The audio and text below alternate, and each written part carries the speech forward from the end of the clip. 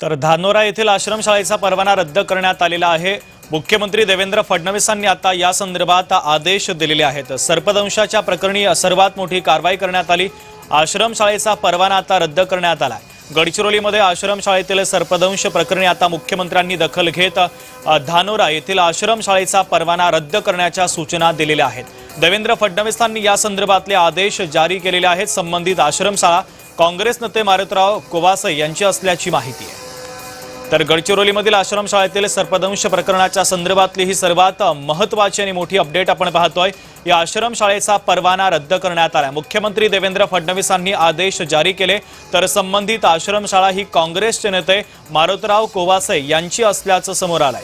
तर यांच्यासारखे 3 वेळा आमदार एकदा खासदार राहिलेले नेते आश्रमशाळा असे चालवत असतील आणि लहान मुलींच्या सुरक्षेशी खेळत असतील तर ते कसे माफ करणार असं आदिवासी विकास मंत्र्यांनी म्हटलेलं आहे। त्यानंतर या बैठकीमध्ये हा महत्त्वाचा निर्णय घेण्यात आला। राज्य मंत्रिमंडळाची बैठक पार पडली आणि गडचिरोलीमधील आश्रमशाळेच्या या सर्पदंश प्रकरणाच्या संदर्भात सविस्तरपणे चर्चा झाल्यानंतर मुख्यमंत्र्यांनी आता आदेश दिलेला आहे। तर गडचिरोलीमधील सर्पदंश प्रकरणावरून आता राजकारण रंगताना दिसतंय। खासदार संजय राऊतांनी सरकारवर टीका केली। मंत्र्यांचे बंगले वर्षा निवासस्थानी साप सोडा असं वक्तव्य राऊतांनी केलं। तर संबंधित आश्रमशाळा काँग्रेस नेत्याचे भाजपचे प्रवक्ते नवनाथ बन यांनी प्रतिक्रिया दिली।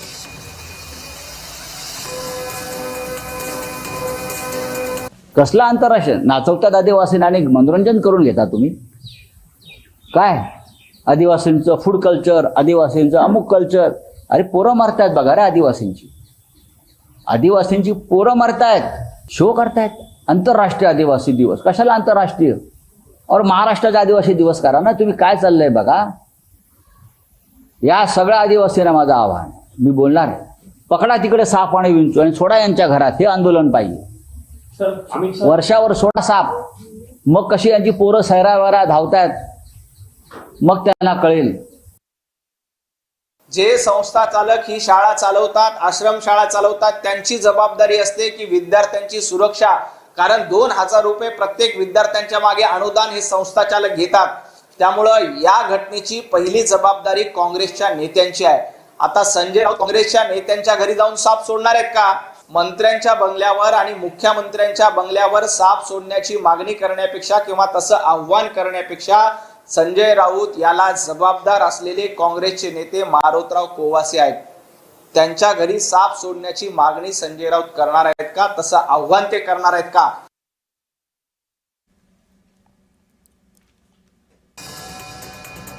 तर मुख्यमंत्री देवेंद्र फडणवीसांनी आता या प्रकरणानंतर आदेश दिलेले आहेत।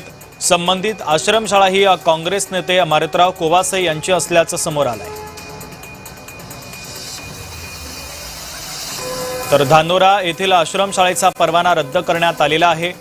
मुख्यमंत्री देवेंद्र फडणवीसांनी आता या प्रकरणाची गंभीर दखल घेत आदेश दिलेले आहेत। काँग्रेसचे नेते मारुतराव कोवासे यांच्या मालकीची ही शाळा असल्याचं समोर आलेलं आहे आणि या शाळेचा परवाना आता रद्द करण्यात आलेला आहे। धानोरा येथील आश्रमशाळेच्या सर्पदंश प्रकरणासंदर्भात ही मोठी कारवाई करण्यात आलेली आहे।